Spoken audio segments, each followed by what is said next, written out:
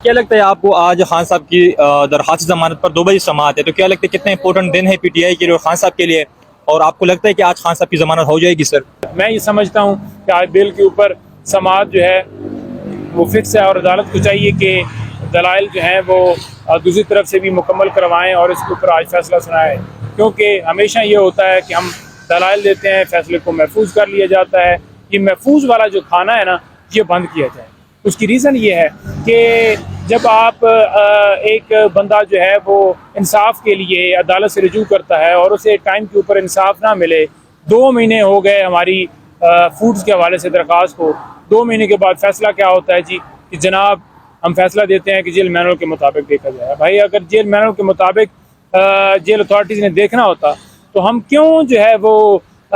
جو ہے عدالت جو ہے وہ آتے؟ انہوں نے تو دیکھا نہیں، تو لہٰذا اس فیصلے کی کوئی ویلیو نہیں ہوتی جو وقت کے بعد دیا جائے۔ اسی طرح سے تو شاخانہ کیس میں 25 دن بعد فیصلہ دیا گیا، اسی طرح سے جو ہے وہ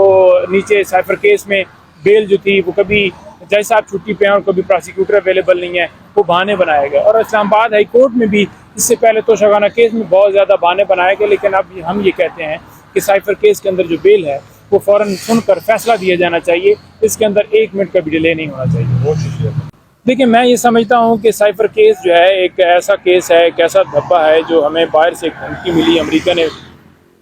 ہمیں دھمکی دی، اور ہم نے اس دھمکی کی صورت میں اپنے قومی ہیرو کو،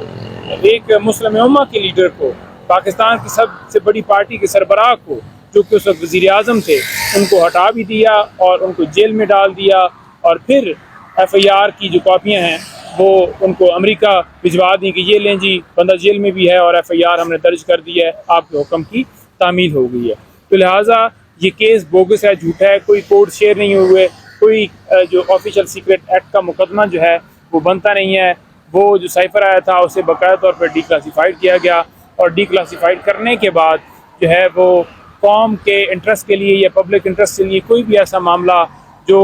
وزیر اعظم کے پاس آتا ہے، کوئی بھی معاملہ آتا ہے اور وہ سمجھتا ہے کہ یہ ملکی انٹرسٹ کے لیے قوم کو بتانا ضروری ہے، تو اس کا حلف جو ہے وہ اسے پروٹیکشن دیتا ہے کہ وہ اس نے بتانا ہے کہ یہ باہر سے سازش کر کے ہماری حکومت کو جو ہے وہ گرانے کے لیے دھمکی ملی ہے۔ اور وہ آپ نے دیکھا کہ پریکٹیکلی ہو بھی گئی، اور نیشنل سیکیورٹی کی 2 میٹنگز کے اندر یہ بات تسلیم کی گئی کہ واضح طور پر جو ہے یہ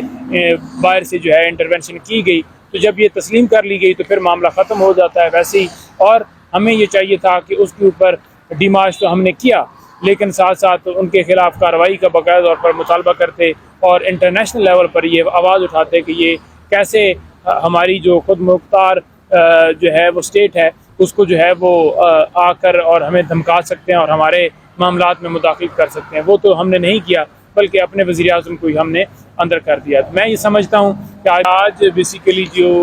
کیسز لگے ہوئے ہیں، عمران خان صاحب کی سائفر کیس کے اندر ضمانت کے حوالے سے درخواست اسلام آباد ہائی کورٹ میں 2 بجے ہوگی، اور ابھی ہم جو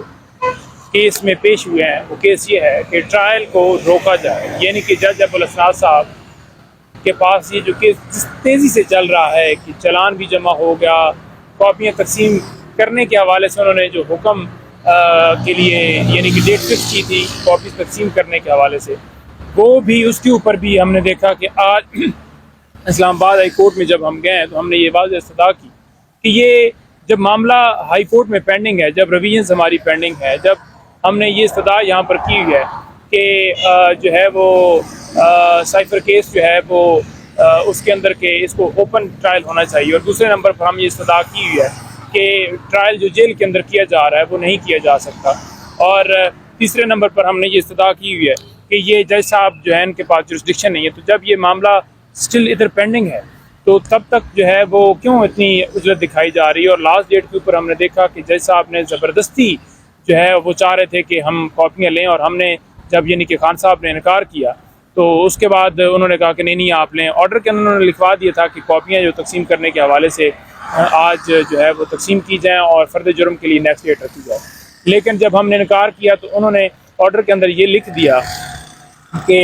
ہم نے کاپیاں جو ہیں وہ یعنی کہ عدالت نے تقسیم کر دی ہیں عمران خان صاحب کو بھی اور شاہ محمود قریشی صاحب کو۔ تو یہ بڑی ایک مذاکرہ خیز ہمارے لیے یہ بات ہے کہ جب ہم نے لی نہیں ہے تو ہم نے ریسیو کیسے کر لی ہیں۔ پھر دوسرے نمبر پر یہ کہ انہوں نے فرد جرم کے لیے تاریخ رکھ دی، اور ہم نے آج عدالت سے یہی کہا ہے کہ فرد جرم کے لیے تاریخ انہوں نے 17 رکھی ہے، تو 17 سے پہلے اس کیس کو جو ہے وہ ٹیک اپ کیا جائے، کیونکہ آج یہ بیسیکلی ہم نے سی ایم دی تھی جس میں واضح طور پر جو ہے وہ سی ایم کے اندر جو ہے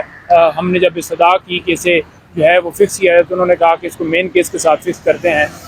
ہم نے یہی کہا کہ 17 سے پہلے فکس کیا جائے۔ اور دوسرے نمبر پر یہ ہے کہ جو درخواستیں ہماری اسلام آباد ہائی کورٹ کے اندر پینڈنگ ہیں، ہم یہ کہتے ہیں کہ ان کے اوپر فیصلہ دیا جائے، جو سپریم کورٹ کے اندر پینڈنگ ہیں ان کے اوپر فیصلہ دیا جائے۔ پریکٹس اینڈ پروسیجر بل کے حوالے سے جو فیصلہ آیا ہے، ٹھیک ہے، اس کے تحت نواز شریف کی نااہلی جو ہے وہ بالکل تاحیات برقرار رہے گی، کیونکہ انہوں نے بیسیکلی یہ پریکٹس اینڈ پروسیجر ایکٹ جو اندر ترامیم کی تھیں وہ صرف اور صرف اس لیے کی تھیں کہ وہ اپیل کا انہوں نے حق لیا تھا کہ اپیل کر سکیں گے، کوئی بھی پرانا فیصلہ دیا گیا اس کو اپیل کا رائٹ دینے کے لیے انہوں نے یہ شک ڈالی تھی، تو وہ شک جو ہے ان کی اڑا دی گئی ہے، اور جو ان کی امیدیں تھیں وہ سادہ لفظوں میں مروت صاحب کی طرح کہوں کہ نواز شریف کی امیدیں بڑھ گئی، تو وہ کل ان کی امیدیں جو ہیں وہ ٹوٹ گئی ہیں۔ جب انہیں پتہ چلا ہوگا تو دھچکا ضرور لگا ہوگا، لیکن امپریشن دے رہے ہیں کہ ہمیں بڑی خوشی ہے۔ صرف اور صرف یہ ان کا مقصد یہ تھا کہ جو ان کی نااہلیاں ہیں اس کو ختم کروایا جائے، جو ان کا حل نہیں ہوا۔